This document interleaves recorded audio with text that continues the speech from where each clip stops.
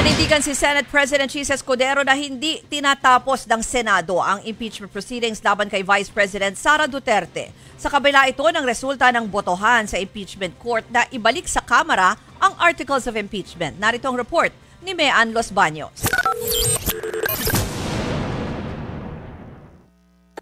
Hindi magkapantay ang Kamara at Senado pagdating sa impeachment proceedings. Ito ang iginiit ni Senate President Chis Escudero, kaya dapat lang daw sumunod ang Kamara sa Senate Impeachment Court matapos itong ipabalik ang Articles of Impeachment laban kay Vice President Sara Duterte. Hindi kami magkapantay pagdating sa bagay na ito. Hindi ito House at Senate kung saan co-equal ang mga ahensyang yan. Wala sa lugar para sa akin ang Kamara na hindi sumunod sa ipinag-uutos ng impeachment court. Kabilang sa mga hinihingi ng Senado sa Kamara ang patunay na tumalima sila sa konstitusyon na isang verified impeachment complaint lang sa loob ng isang taon. Dapat ding ipahayag ng susunod na Kongreso na isusulong pa rin nila ang impeachment complaint na nagmula sa 19th Congress. Kanselado naman na ang dapat sanay presentation of Articles of Impeachment sa Senado ngayong araw. Pero kahit ibinalik ito sa Kamara, nilinaw ni Escudero na hindi nila ibinasura ang impeachment case. Nasa kanila pa rin daw ang jurisdiction nito. Walang nagsabing na wala ng jurisdiction. Pakibasa po yung motion ni Alan.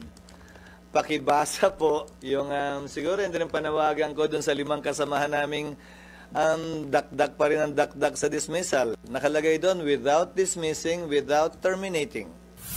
Katunayan, pinadala na kay VP Sara ang writ of summons ngayong araw. May 10 araw ang bise para sagutin ito. Pinapaharap din siya sa impeachment court sa petsa at oras na isiset ng presiding officer. Wala pang tugon si VP Sara na nasa Kuala Lumpur, Malaysia para sa isang personal trip. Sa gitna nito, naniniwala ang ilang senador na pinagplanuhan ang pagpapabalik ng impeachment case sa Kamara.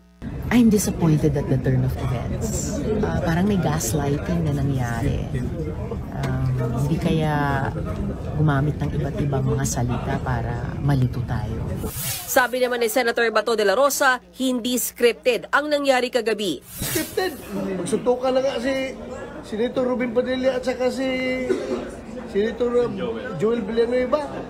Yun ang script na gusto niyo, suntukan. Pero legal nga ba ang ginawa ng mga senador? Ayon kay dating Supreme Court Associate Justice Antonio Carpio, unconstitutional o labag ito sa saligang batas. Dapat nga raw ang defense team ni VP Sara ang mag-question nito at hindi ang mga senator judge. That should be brought up by the defense.